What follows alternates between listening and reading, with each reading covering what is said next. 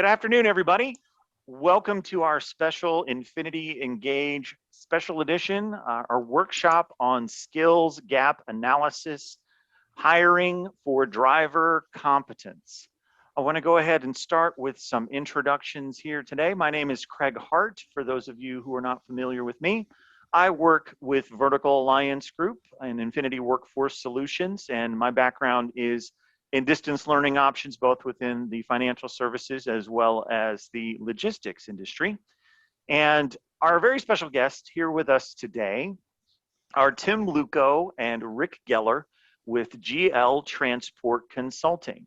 And I'm very excited to have them with us today because this is a group that they have a ton of background in the world that we live in with logistics, but they've got a great mind for finding solutions for trucking companies that cover a wide variety of areas. And we're going to talk about their expertise, and we're actually going to walk you through some exercises today that they do as part of training when they contract and work with different clients. You're going to get your hands on today. To that end, there are some worksheets that were sent out as part of your event reminder earlier today. If you did not get those off that event reminder, Colin has put a link, or will be putting a link here into the chat button, or the chat box rather, so that you can download that and take advantage of it. There's actually 3 different worksheets that we send out to everyone, and we're going to go through this event today with those. And the goal here is that we want you to take advantage of those documents. We want you to reflect on your own organization as we go through these different exercises, so that when you are done with us today, you will have some tangible guides that you can use for your next steps on how to expand on skills gap analysis, and then applying that to your organization and how you can make that work for you and help your organization. But Tim, Rick, very happy to have you with us here today. Thank you for joining us. Thank you for having us, Craig. We'd like to thank you and Jay for giving us this opportunity to speak to everybody today. We know that everybody attending is busy, and it's important to us that they made the time to join us today. Just a little bit of a background. I've got 35 years in loss prevention. In the last 20 years working with a different variety of fleets from different commodities and sizes. I've also held a commercial driver's license for 37 years, so I understand what it's like from the driver's seat. So Rick and I started up GL Transport Consulting. Our philosophy is to have simple, sensible safety solutions, as well as having a new set of tools, a new skill set and different mindsets for looking at problems. We do it differently to produce better results. We provide services to the transportation, the broker, and the insurance communities. Rick? Yeah, good afternoon, everyone. And again, thank you, Craig, and thank you to all the people that are participating in the webinar, and participate you will. This is year 40 for myself, involved in insuring the trucking industry, and also I've been a risk manager at a couple of large fleets over that time span. And the information that we're going to talk about this afternoon, it's one component of our safety manager training course. And as Tim mentioned, you know, we like to focus in on new tool sets, new skill sets, new mindsets to help solve some of the existing problems. So if we could change slides. Sure, absolutely. Let me just say for our friends who are joining us from home or in your offices, this is an interactive event with us today. So open up your chat windows. We are going to be having questions, or we are going to provide questions rather to you all as we go through this presentation today. And we really want to get your feedback and your responses off that. So to access your chat button, click on the More button on your menu bar. And then at the top of that menu, there is a button that says Chat. Open that up. And then at the bottom of your chat box, there's a little section that says All Panelists. And if you click on that and click on All Panelists and Attendees, that way anything that you type in chat, anyone on the call with us today can see. So go ahead and fire that up as an initial exercise to get you all up and running. If you would just let us know where you're from. I'm currently in Texas. I know our guest speakers are in Canada, both in Edmonton and in Manitoba right now. Where are you guys at? What company are you with? And what do you haul? So we'll go ahead and get that started while we get the slideshow underway. Okay. So we want to take a look at, first of all, how you currently hire drivers. And let's set the stage here. The greatest threat that every trucking company faces today is an inability to staff themselves. I mean, forget about rates and fuel costs and insurance costs and nuclear verdicts and all that kind of stuff. Those things are all moot if you're not able to staff yourself. So, typically what we hear when it comes to selecting drivers is, there's a minimum number of years of experience requested. There's a maximum number of violations or demerits. Some cases, it's what your insurer, or there may be a customer requirement for it. But one of the things that we don't hear is on competencies and knowledge, skills, and abilities. And let me assure you that number of years of experience is not a proxy for competency. Just because somebody's been doing something for a while does not mean that they have the competence level that you need for your company to be successful. And really, it comes down to, are you willing to make that investment in your own future?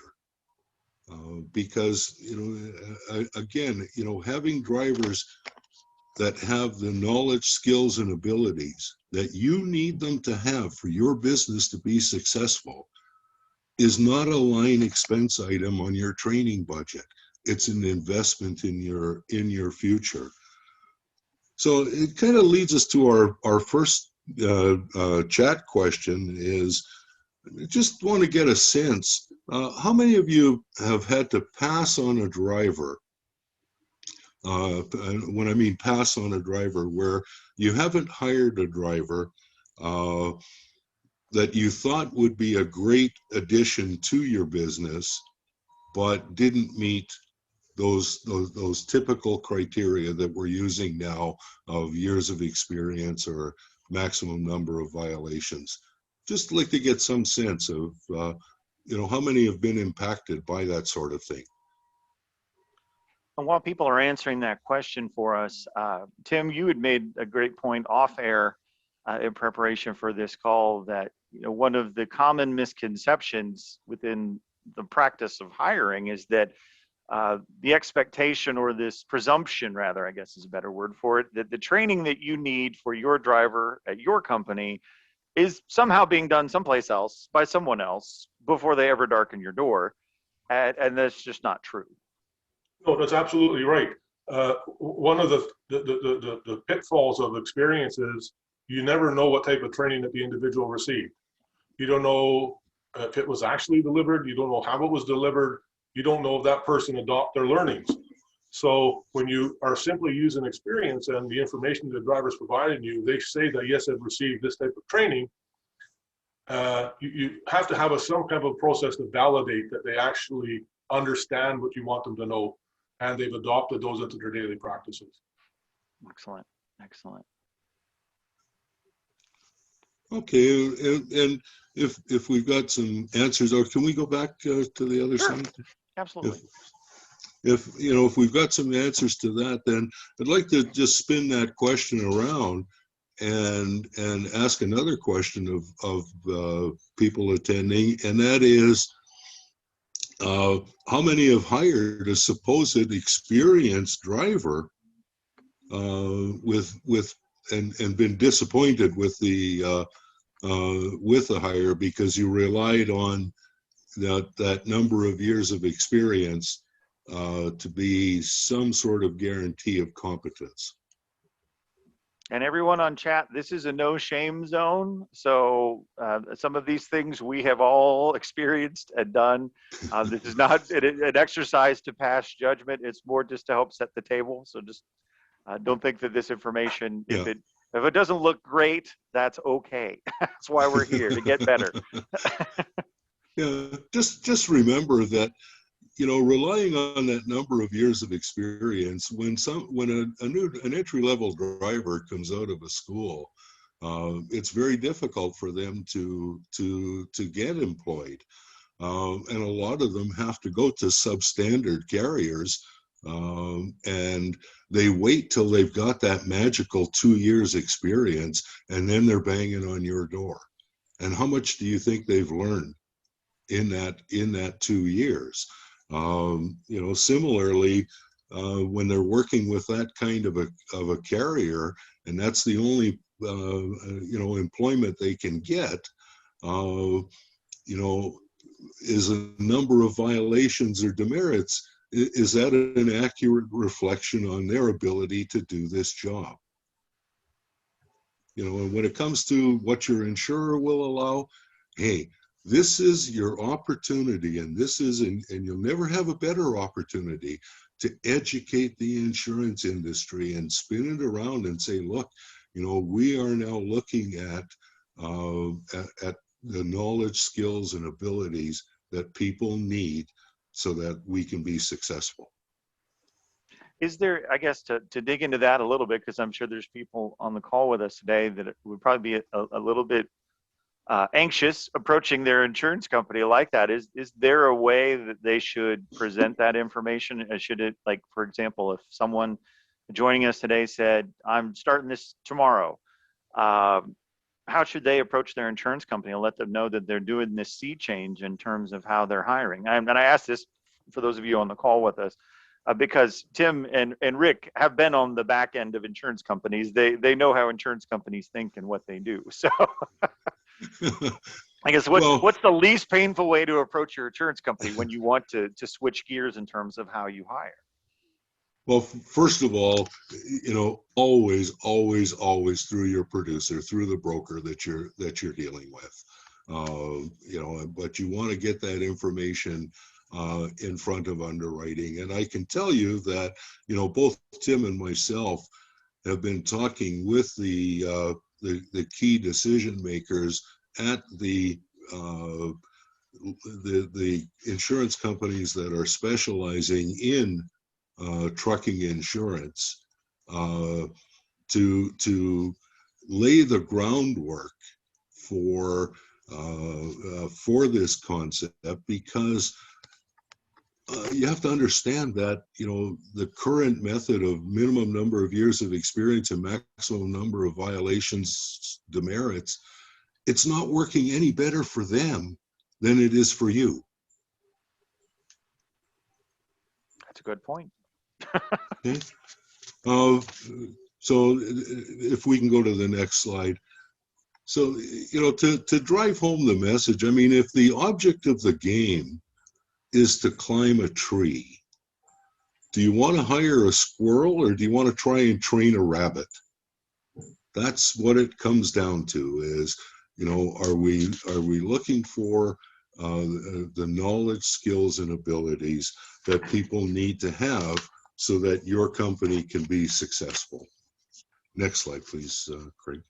I'm glad we were able to get your rabbit picture into the presentation today. I've worked long and hard to get that picture in there, and I had to dress up one of my grandchildren to pretend to be the rabbit there. Okay, so how do you evaluate, or maybe more appropriately, how do you determine what those what those competencies are? It begins with a job description, and although I'm not going to hand it to you, you're going to have to work for this one. But there is an online, there is a website. It's called ONET Online, and they've already done the heavy lifting in identifying the knowledge, skills, and ability requirements for heavy trucks drivers. So but again, we're not going to hand that out. You have to contact us if you want that one. But it begins with developing a job description that does outline the knowledge, skills, and abilities that you need, or that you need drivers to have. And this is all underscored by what does your company need these people to have so that you can be successful going forward? The knowledge, skills, and ability requirements for drivers are changing. They're evolving. Technology is changing them. So we need to keep pace with that. Some of them could be different, based on your equipment specifications or different pieces of equipment that you have. And that, segues nicely into a career development program so that you hire somebody that, is competent to pull dry vans. And now you want to move them to, I don't know, reefers or high cubes or something else. And the skills that they need for that are a little bit different, and the knowledge requirements are a little bit different for those different pieces of equipment. Similarly, the commodities that you're hauling may have different knowledge and skill requirements. Geographic regions, mountains, up here in Edmonton, where 13 and a half months of the year there's snow on the ground. All of those kinds of things. And then there's always client specific, but again, it's all predicated on what are the knowledge, skills, and abilities that you need these people to have so that your company can be a success today and it's sustainable for tomorrow. No, I think that's great. And for those of you who are listening, dig into each one of these areas. We sit there and we go, okay, I need them to know how to be able to operate a reefer unit. Okay, that's great. That may be an appropriate piece of equipment, but you might need to be getting more basic than that. Are your drivers, do they need to be familiar with drive cams? Do they need to be familiar with the ELD device that you have? Because Lord knows there's dozens of different versions of ELD devices that are out there. And you need people to be able to use the one you have, and you need to be able to identify if they can't, so that you can train them up there. So think about this specifically. When it comes to commodities, I know picking apart that, and we talk about reefer, but it could be something, like Rick, we've talked about this, like tying down certain kinds of freight that you commonly haul. One of the, just speaking as a training provider now, one of our constant requests is, hey, can you give us a video on how to train down or tie down X, Y, and Z cargo? And the challenge is always, we can put one together, but it's not going to be the way you want it. It's going to be your version or our version, and that may not be what you needed to speak to. And Yeah. I could be making videos for tying down anything you can imagine on the back of a flatbed until kingdom come. So well, and one thing I should point out, and we're going to talk more about it in a little bit, but I'm not talking about creating an exhaustive list of 100 skills or whatever that drivers need to have. Okay, separate that there is or recognize that there's a difference between knowledge and skills. So think of a couple, and we're going to be talking about this in a minute, but think of a couple of things that you need drivers to do well every day.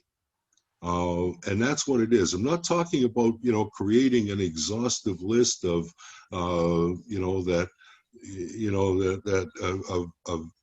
zillion things that could be, or what if. Just what are those, those key things that you need drivers to do well every day? And we'll go over to Tim, and then we'll come back to that and talk a little bit more about it. Okay. Next slide. Okay, so now we're going to talk about the skill gap analysis. As we said several times already, you need to identify the knowledge, skills, and abilities required for the driver to be successful in your business. What are the competency benchmarks in your business? What is the level of knowledge, skill, and ability does a driver need to satisfy minimum job requirements? Are you going to use this tool to improve your business and to distinguish yourself from your competitors? Because if you use a skill gap analysis and a development plan, you will distinguish yourself from others in your business. because now you're hiring for a whole different way. The skill gap is the difference between the skills or the competencies that the business needs the driver to have and what the applicant's bringing to the table. It's that gap between what you need them to have and what they're bringing to the table. When you conduct a skill gap analysis, you're going to identify the skills the applicant needs to develop in order for them to help your company succeed.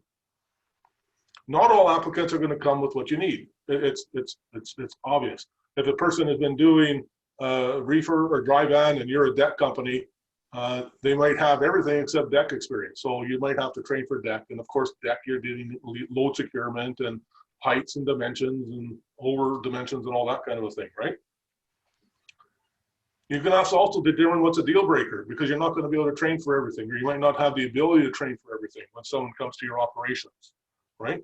What do they need to have when they come to your operation, and what are you willing to train for? For example, like I mentioned, do they need to be able to run decks? Do you need them to have 2 years of deck experience?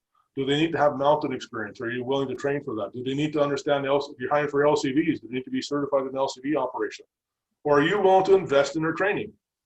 If the other competencies are up to snuff and they have the ability to learn and they are trainable. That's one of the big things you want to look at when you're doing the gap analysis. Does the person appear to be trainable? Are they willing to learn different things? With this process is going to allow you to recruit and hire those with the gaps and provide them the training to make sure your business is a success. This is going to form the foundation for your development plan later on when you identify driver gaps. So what's it going to do for you? Lots of things. It's going to provide you that roadmap for training and for development. It's going to allow you to demonstrate that you've hired somebody.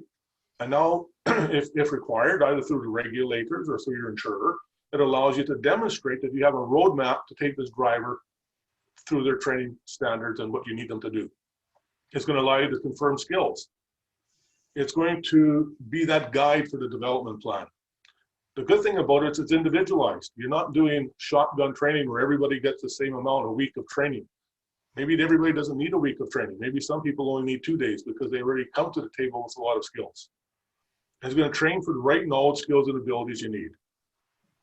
So take some time now. There's going to be a question in the chat to assess the following. Like Rick says, we're not looking for an exhaustive list of qualities and skills that the person needs to have. You can probably keep going all day if you want to list everything a truck driver does. And if you want to see an exhaustive list, go to that ONET online that Rick mentioned, because they'll have pages and pages of things that you can select what you want drivers to do. So what are the two or three things that a driver that works for you needs to do every day, day in and day out to be successful? There's probably a few things that you can think of right off the top to say that, you know, if the drivers do these 2 or 3 things, they're going to be successful in our operation. And how do you figure out? What are ways that you can figure out? Well, one of the ways is to look at your top drivers. What are your top drivers doing every day? What do you talk about at your business meetings? What do you talk about with your trainers or with the shop managers about what the good drivers are doing every day that allows them to be successful? So you want to identify those drivers' behaviors and those traits. What competencies are making them be successful? Are they good communicators? Are they well organized? What do they do? Do they trip plan well? What do they do well every day that helps them be successful? And when you know this is going to be the foundational piece to help you develop that skill gap analysis, your job description, and things like that. Because if you want, whatever those top drivers are doing, you want to emulate that in all the other drivers. And that's an opportunity to take what you already have going well and replicate it everywhere else in your business. So it's going to help you do with recruiting, like I said, to the knowledge, skills, and abilities that are required. It'll help you train to the gaps. And it's going to help you hire the right person the first time. Your skill gap analysis template, once it's completed, can be used on an ongoing evaluation purposes. You don't have to redo it for every time you hire somebody. Once you populate it with the knowledge, skills, and abilities that a person needs for the job, you just keep using it every time you rehire, right? If you have an opportunity to review it every year or so, it's recommended, right? As Rick says, your environment changes. You have new technologies, you might have new routes, or you might have new customer requirements and things of that nature. Don't restrict yourself to the roles on the template. Use whatever is required to evaluate and develop the drivers, right? You might need less, you might need more, right? When you have more than one transportation mode, for example, dry van, reefer, or like we talked about before, the geography changes on where they operate. They could be operating in inclement weather. You can place it all in one template, or if you want, you can do sub-templates. For example, you can have one specifically, maybe 3 competencies that you might want for a deck operation, or maybe 2 or 3 that you put in for a reefer that you might want to evaluate. And anybody being hired for those, you just use that skill gap analysis for that. Make it your own is the most important part. You know what your drivers need for your business to succeed. So make sure all the information is on that skill gap analysis so the drivers can be successful in your business. Next, Rick. Craig, if we could, thank you. Yeah, so what we want to, what we want to segue into is a safety certification program. And I don't want to scare everybody off with, with big fancy names. This is simply a program that takes the place of your current orientation or onboarding program. And incidentally, I know we use the words orientation and onboarding interchangeably, but they really are very, very different functions. So we want to take both of them and we want to create a standardized process, but we're trying to confirm that drivers have acquired the knowledge, skills, and abilities that they need to competently perform their job. So the object of the game changes from, scoring 80 out of 100 on that test and trying to remember enough of the video so that I can answer 6 multiple choice questions. We're shifting that focus so that now we want a standardized process to confirm that the driver has acquired that knowledge, the knowledge, skills, and abilities that you need them to have, or you need her to have, so that your company can be successful. And that's how it acts as that bridge between hiring and the onboarding process. Onboarding, there should be a natural segue from that hiring process to the onboarding process. And that segue is in the hiring process, we catalog the knowledge, skills, and abilities the individual has, and we benchmark them against what we need. And now the onboarding process addresses those gaps. And as Tim has said, it's individualized so that we're helping people acquire the knowledge, skills, and abilities that they need. And probably one of the most important things that this does for your company is it demonstrates a willingness to invest in your people, and it demonstrates a willingness to invest in your own future. And that is something that that drivers are looking for. They want that training. They want you to make that investment in them. Can we go to the next slide, please? So here's what our current onboarding process looks like, and I often compare it to that jigsaw puzzle where we focus on the knowledge. So we talk about hours of service, and we talk about pre-trips, and we talk about whatever is in your current onboarding process, and we make sure that the driver becomes armed with that knowledge. But we don't take it to the skill level. We don't take it to the point where can the guy put it together, how everything fits together, and how he can utilize that knowledge to demonstrate that skill. And much like a jigsaw, I mean, imagine if I dumped that jigsaw on your floor, and I'm not going to show you the picture on the box, but I want you to put the picture together and let's see how close it is to what the picture on the box looks like, because that's what you're asking people to do. And that's where this links the knowledge and the abilities to the skills that you need drivers to have. So just to help you understand a little bit, let's just take an example of, let's agree that one of the skills that you need drivers to have is trip planning. Okay, so if we could, thank you, Craig. So, if we're looking at trip planning as the skill, and we acknowledge that there are, different knowledge components that go into trip planning, what do you think those components might be? If you were trying to provide somebody with training in trip planning, what are the different components that you might want them to learn? You can share those things in chat, folks. And I just wanted to circle back one thing real quickly on that safety certification program. I think there might be some confusion about that is not an external process. That's not someone coming in and looking at what you're doing. That's you certifying your drivers, having the skill sets that they need to be safe and do the job correctly for your own organization. You are, in a sense, certifying them by going through those extra steps to identify their competency levels and making sure that they have the appropriate skills that you need. But I love this trip planning example, though, because I know you're not going to let me move to the next slide, but I think it's going to surprise some folks because we deal with this every day, but do we really drill down every day and understand everything that goes into getting a truck from point A to point B? And there are some significant steps to that. Yeah, that sometimes get overlooked.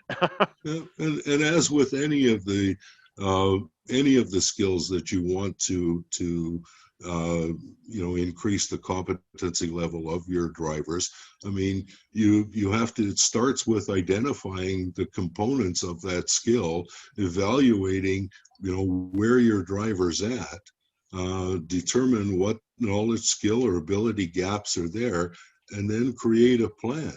So go to the next slide, Craig, and we'll talk a little bit more about the trip planning.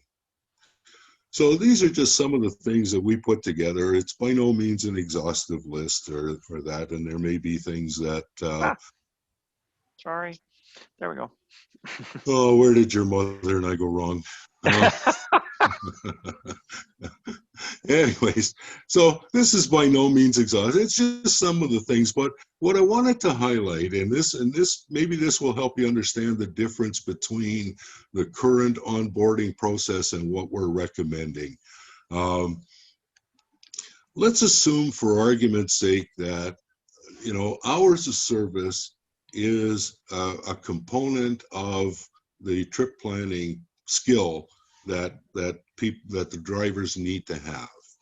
Okay, so under the current system, your training and your ELDs are going to tell you that the driver's getting hours of service violations.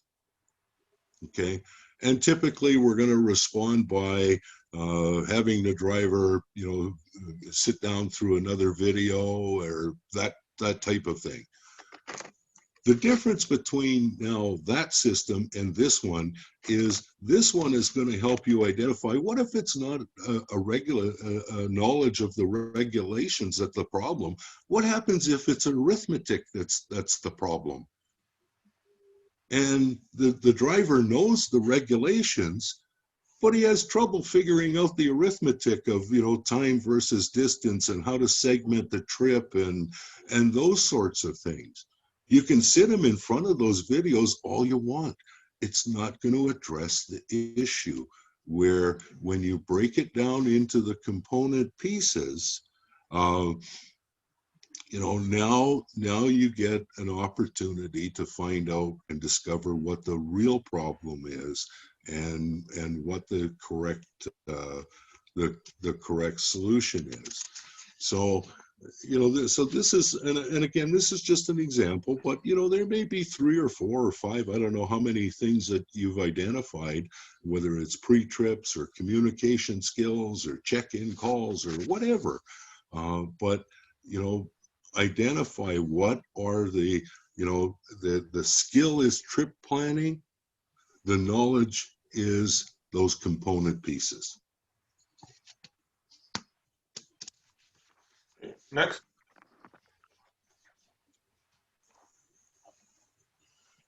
Okay, now this is an example of the skill gap analysis template that you can use for any of the jobs or any of the driving jobs that you have in your operation. This is where you're going to identify the core knowledge, skills, and abilities required for the drivers, and we have to complete the remainder of this template. Like I said, if you look at the examples on the side there, this is just an example of how you would populate it and how you would evaluate it, and gaps, how gaps are identified. Now, where do you get the information for this for all the drivers? These are some of the areas that you can take a look at to review and to evaluate for each individual driver after you've developed the template. You have applications and resumes. You can verify certifications of the drivers. You can look at the driver's education that they have, the commercial driver's license, how long they've had it, the driver motor vehicle records, right? What are their violation histories like? A significant one that's going to allow you to evaluate a lot of this is the interview. What are their communication skills, right? It allows you to verify information that they presented through the application or resume. It allows you to evaluate things like demonstrating understanding. If you throw a question out to them, a behavior-based question, do they understand what you're saying to them, right? Do they understand the concepts that you're trying to get across? And the attitude, are they trainable? Are they sitting there and they go, yeah, I know that, yeah, well, I know everything? Or are they willing, hey, that'd be interesting to learn, right? So what is the attitude that the person brings to the table as well? There's a number of evaluations, of course. You have the over-the-road evaluation, right? How well can they operate the equipment? You have your trip inspections, coupling, backing, and things of that nature. As with most trip evaluation or road trips, you want to make sure that it sort of simulates the driving environment they're going to be in at the time. Doing a new hire training process. If you have trainers, what notes or observations do the trainers make about the driver having difficulty in specific areas that they might require additional support? Checks, you can check previous employers. Most employers will say, hey, they're a great driver, yeah, no problem. Things you want to watch out for is like, geez, I hope they work as hard for you as they did for me, right? You'll be taken two ways in that one. And any other stated qualifications that you need to verify. Social media, right? Take a look at what they're commenting about their companies and things like that, right? So now let's take a look at this document and how would we actually fill it out? The top section is just templated information, right? The employee's name, the manager, the supervisor, the job title, right? Because this type of a document can be used for everybody in your operations. It doesn't necessarily just have to be for drivers. It can be in your maintenance area. It can be for dispatchers and things of that nature. But we're using the driver example today. This is the type of a skill gap analysis and a development plan that could be used for all your job descriptions in your operation. And then the requirement. This is taken from your job description. What are the core competencies, knowledge, skills, and abilities required in a job for the driver to be successful? Like I said, here's an example, like pre-trip inspections and traveling at reasonable speeds and load securement, depending on your type of operations. These can either be grouped or clustered into such as, like I said, as trip planning, maybe defensive driving practices, or trip inspections. They don't have to be broken out like a previous slide where we have 10 examples within trip inspections. You can evaluate those different criteria within those clusters of information. So you don't have to have those 3 or 4 pages. So you just put down the specific competencies. And you want to know what those foundational pieces are. What will these are going to generally remain the same throughout your entire business. But depending on what you carry, where you travel, you're going to have specific ones, right? For example, you need mountain experience. This will be on here. If you need to have hazmat training, right, that'll be on there, type of thing to put those type of commodities, carry it. And then you get into the evaluation part, where it's a scale where you're going to have to determine how the driver meets those requirements. Challenges is the first one. Basically, there's no evidence of the skill, right? For example, if you need hazmat training and the driver doesn't have hazmat, well, there's no evidence of the skill. Needs improvements, they have some skills or understanding. Average, right? They have the ability to perform to an acceptable standard. And above average, perform the task recently or successfully for several years. Depending on your commodity, for example, if you're hauling, let's say, aviation fuel or explosive, certain parts of this analysis, you probably want them above average, right? Because of the risk involved. So you sort of have to know your business and your commodities for a bit of a risk weighting here, because you don't want everybody average everywhere, because if the risk is high, you might want them above average. And then excellent. The individual can instruct. They can be a driver trainer or things of that nature.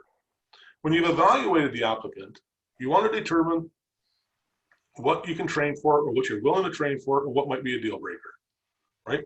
Some individuals just might not have the skills that you're willing to invest the time in. And some of them are coming with not a lot of experience, but are very trainable, like Rick said earlier. So you don't want to pass up on those as well. So this is where the drivers are evaluated. You decide what would likely be better. Some of these drivers might be better working for the competitors, they say, right? So you'd want to pass on them and let your competitors use them. When you've completed a template, this should reflect how, and when you work at the gaps, you want to take a look at how the gaps are going to identify to bring that person up to where they need to be. For example, for the worst one, trip inspection, needs improvement, fail to inspect all the required items, right? Refer to over-the-road evaluation for details. So the person probably just needs some coaching and mentoring, reminding on how to do trip inspections. So you want to bring them up to average, so they may be evaluated 30 days from now type of thing, but those are the gaps that were identified, right? And one of the questions that we have is, how do you currently manage driver development? What processes do you have, or do you have processes in place to manage driver development and improvement? One of the ways that we do it, I'm going to have it coming up, is the personal development plan provides you a way to link the professional and personal development with the development that's required in your business. It's a short written document that outlines how a person can develop the skills and progress through their job. It's going to increase performance and productivity when individuals are trained and have the skills and the knowledge and abilities that they need to do their job.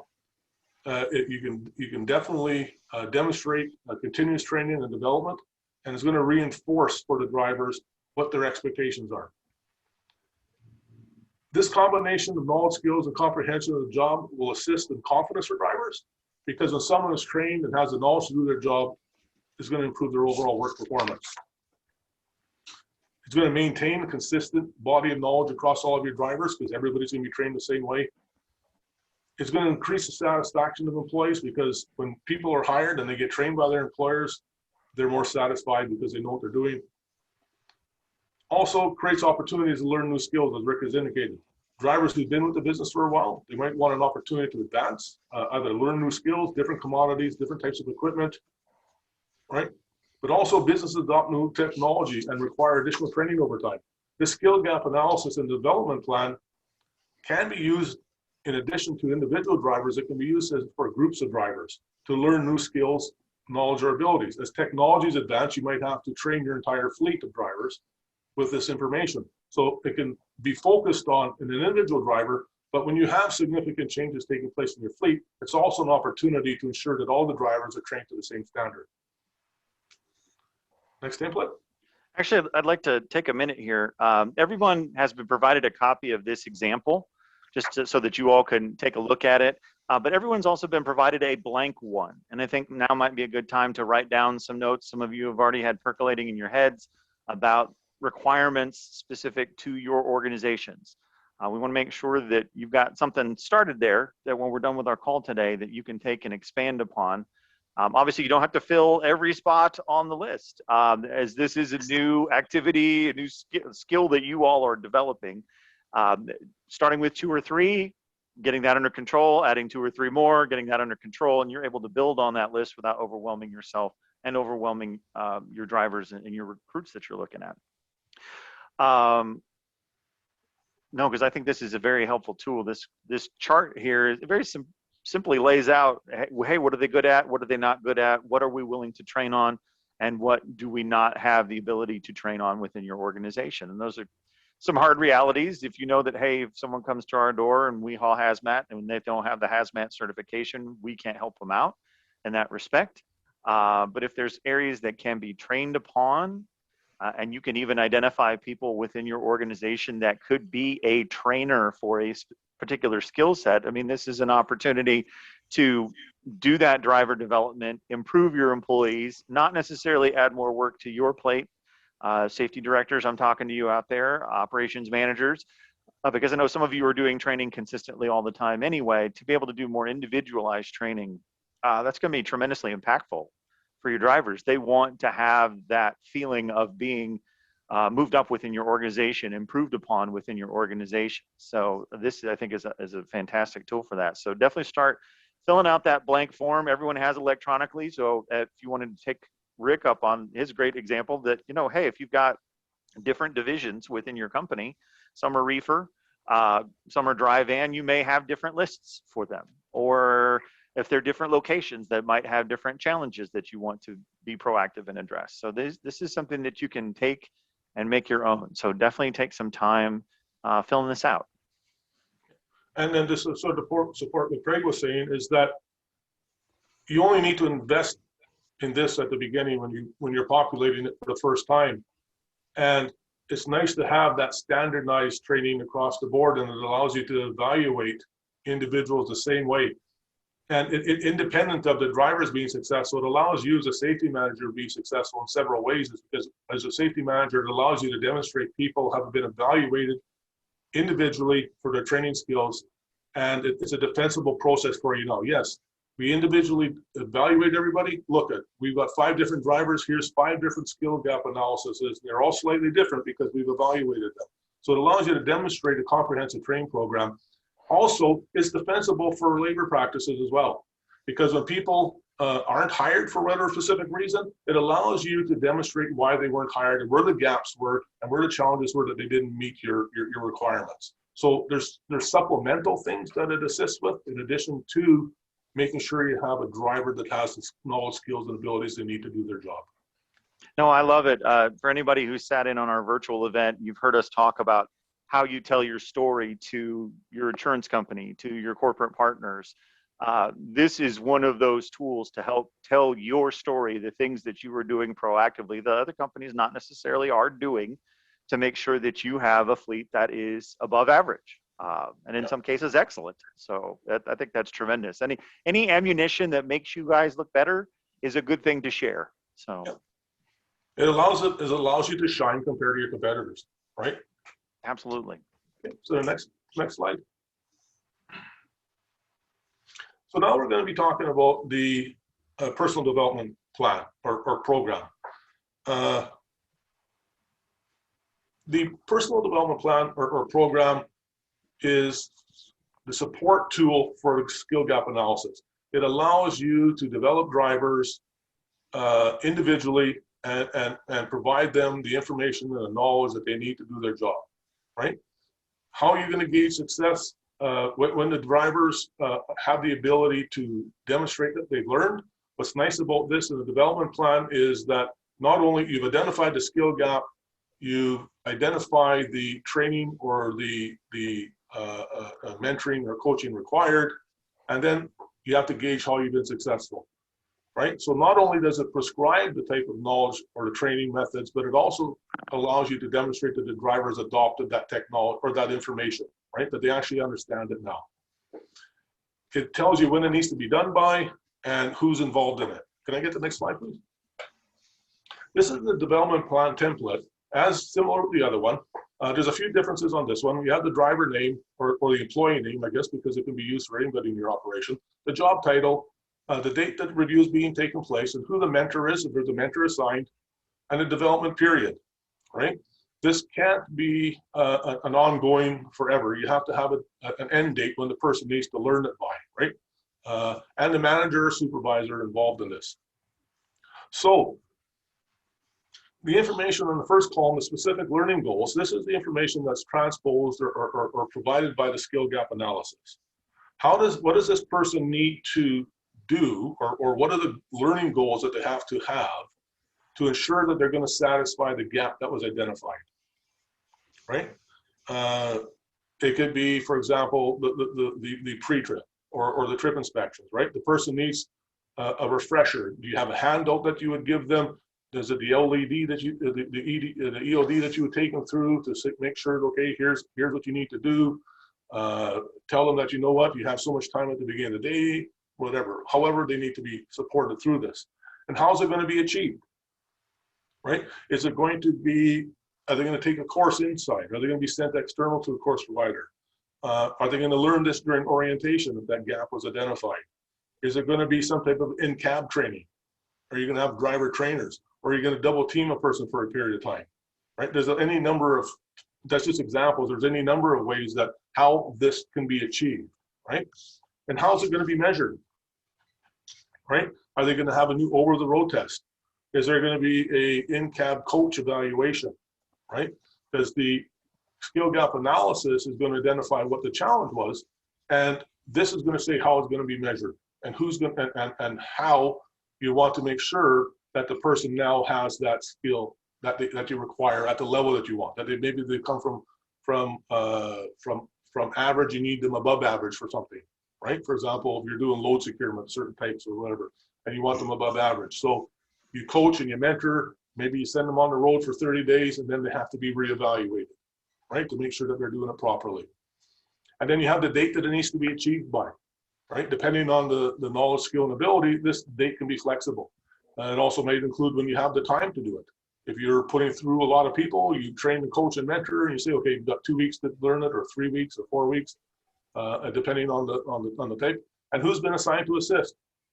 One of the things that any plan or any action plan, the template, unless somebody's specifically responsible or accountable, it's likely not going to get done, right? So you need not a position in here. You need a name of a person that works in your organization. And if it's going to be, for an example, an external provider that says it's going to be providing hazmat training or load securement training or things of that nature, who in your organization is coordinating it? You simply can't say that Infinit-I is going to be providing the training. Who's coordinating that? Somebody needs to be accountable within your business to make sure that person gets the development that they need. And at the bottom, you see room for 2 signatures. One is for the driver and manager supervisor. This is a participatory program. It's not something that's being imposed upon the driver by the company. You want the driver to understand what the learning goals are and how it's going to be done and measured. And you want them to sign off on it that they think this is good, that they agree with it. It's slightly negotiable. Not what the learning goals are, but maybe the achievement date, for example, will be negotiable. They might say, hey, I can get it done sooner. Or they might say, hey, you know what? Can I get an extra week, right? And that flexibility is going to gain you credibility with the driver. And then the manager and the supervisor sign off on it. And then you just continue to monitor the program, right? You make sure that the information is coming to you. If you're not providing the coaching or mentoring or training, you make sure that information gets to you by the achievement date so you can all be signed off on. Okay, I think this is great. You know, those of you who have built out the response plans for your organization, whether it's your accident response plan or your COVID response plan, I mean, you have to designate in advance of when you need it who the owners of the different steps are, so that those steps get done. I mean, that's just things that you're showing your insurance company. You know, you're showing them your accident response plan. This is very much similar, but it's an opportunity to also designate some people that wouldn't necessarily otherwise be involved in the process. If there's someone at a particular location that needs to own it, if you have certain drivers that are fantastic at certain skills, that they can then be leveraged to become trainers of those skills, that's an opportunity to spread some ownership in the improvement of your fleet around even more. So this is not something that has to be siloed completely with you at your desk. This is another opportunity for you to help share the load amongst the team.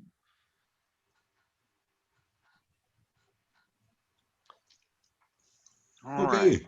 this is almost the slide you're waiting for, folks. You know, what we've talked about, that the safety certification program is one of the components in a safety manager training course that we have put together. It's a 40-hour comprehensive course, and it was developed with key industry stakeholders. Had a huge involvement in what we put together, and you'll find that, you know, many of the elements of that program are groundbreaking, but we've tried to focus on solutions to you know, some of the industry issues that you're faced with every day, and teaching people how to manage safety. One of the things we focus on is the groundwater approach. The groundwater approach is simply a way to determine, is it a driver problem? Is it a company problem? or is it an industry problem? Because depending on where it fits in there, that's going to help you determine what's the right problem to solve. And lastly, participants complete or update, if they have an existing safety plan, for their company before receiving that certification. So we'll work with you to build that safety plan for your company. And anybody, if folks want more information, either Tim or myself would be pleased to speak further with you. Absolutely. No, we really wanted to treat this session today, for those of you listening, as kind of hour one of a 40-hour program of what that experience is like, because this level of detail, I mean, it does take time to develop successful programs that address the challenges that your organization gets done. It's not going to be done in a 1-hour webinar with us. We're good. We ain't that good. We can help with some of the challenges, give you some great ideas, but there's still the implementation. There's still figuring out the details of how to make that all happen. And that's one of the reasons they put together this course. Is there's not a surplus of information out there for transportation safety managers. And some of you on this call, probably the background that you have prior to taking the role that you were in was you had a buddy who ran a trucking company, asked if you could come help him out, and you said yes. But once you arrived, you finally realized the gravity and the scope of what you were responsible for. And the goal here is to help raise the level of understanding, raise the competencies of safety managers so that they can perform their jobs more effectively, and also create these safety programs that last. Because we had a previous webinar with Tim and Rick, and we talked about this longevity and safety programs. Is the safety program you're creating, can it survive you going on vacation for 10 days? Or is this something that'll fall apart the moment that you walk out the door because it's built on a shaky foundation? And so this is what this training program is built for. Now, Rick and Tim have been doing this with one-on-one with different companies for several years now. And this is actually something we're looking at potentially doing a session with them at our office in Dallas, depending on the desire and needs of the audience to participate in something like that. So because we do have our presentation room that I'm sure that some of you on this call have visited and spent time in, what I want to go ahead and do is throw up some poll questions here, just so we can kind of gauge where you all are at in the audience. The first question is, hey, do you want more information about the GL Transport Safety Manager Program? If you want to do, what's the next step now that you've started to tackle skills gap analysis? How do you build on that? Well, that would be a great opportunity to get more information about the Safety Manager Program. And we have 2 additional questions on there. As well, on the poll, we do have a complimentary trial of our Infinit-I Workforce platform available for those who would like to take advantage of that are not familiar with who we are and what we do. And then bettertruckdrivingjobs.com is our sister company, and they are offering a free year of job postings to everyone who is on the call today. And, the skills gap analysis, this may change the way that you even compose the ads that you put out there on recruiting sites. If you're writing an ad, compare the ad that you're running now versus the one that focuses more on the skills that you're looking for. Are they going to sound different? Are they going to look different? And this is a great way to play around with the verbiage on ads and see which ones resonate and get you the responses of the drivers that have what you need, which ones don't, so that you can tweak them and try something else. So we'll keep track of these results and provide everyone the details after today's call is over with. But Rick, Tim, we are at the end of our day. I just wanted to open up the floor to any questions anyone who has been on the call with us might have for Rick and Tim. Their contact information as well is on the screen right now. So if there was something that you are comfortable asking them off air, that's perfectly acceptable too. Rick and Tim, very approachable guys. I talk to them all the time. They do respond to their emails and phone calls. So, but feel free to ask them because they have been doing this a very long time. They have seen just about every imaginable situation you can see from the transportation side and even then on the insurance side. So they have encountered a lot of what you all are encountering. So if you have any questions, feel free to fire those off in chat, or you can even use the Q&A function on your board. But Tim, Rick, do you have any final comments for our guests today? Putting you on the spot. No, just the only comments I would have is I would strongly encourage you to use the skill gap analysis and development plans when you bring drivers on, or when you're evaluating drivers that you want to hire. The cost of training and hiring drivers is well known. It's not cheap when you have high driver turnover and if you're not hiring the right person for the job. When you train people, they're more likely to stay with you. When they know what they're supposed to be doing, they're likely going to do a better job for you. And on the flip side of that, when you hire somebody that doesn't work well for you, and usually you find that out through either poor customer service, high violations, or claims, right?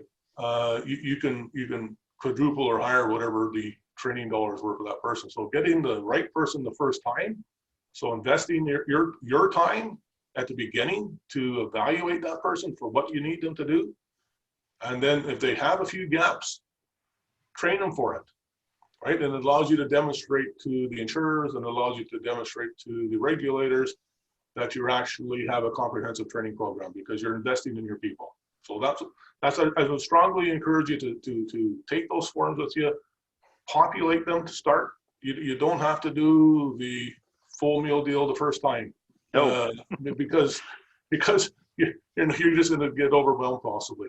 So just try it for the first while. Just pick out one of the 2 or 3 key things you need a driver to do every day, right? Pick out one of those to start with and see how that works and build on it. Refine your processes through that, and then take it through the rest of the skills gap or the knowledge and abilities that the drivers require. And once you get really good at that, then be the star in your organization and take it to other business areas and show them how to do it, right? Because you probably get better hires everywhere else too using this process. Absolutely. Mr. Rick in Alberta? Well, my only closing comment would be, evaluate what you're doing now. Is it delivering the result that you need? And I mean, the focus of your hiring process ought to be to produce a good hire. So, that's something that's easily trackable. However you want to define a good hire, is your process, is it delivering good hires that are going to help your company continue to be successful? If the answer is yes, then you probably don't need to talk to us. But if there's room for improvement, then take a look at what we're saying, because we are convinced that doing that skill gap analysis and a number of the tool set, skill set, mindset concepts that we've included in our safety manager training program can help you do your job better. Excellent. All right. Well, Rick, it sounded like the Canadian Mounted Police was pulling up outside your office there. I heard the siren in the background. So without further ado, everyone who joined us today, thank you for sticking with us. We appreciate it. Rick and Tim, it is always a pleasure to spend time with you two gentlemen. And everyone, please be safe out there. You bet. Thanks.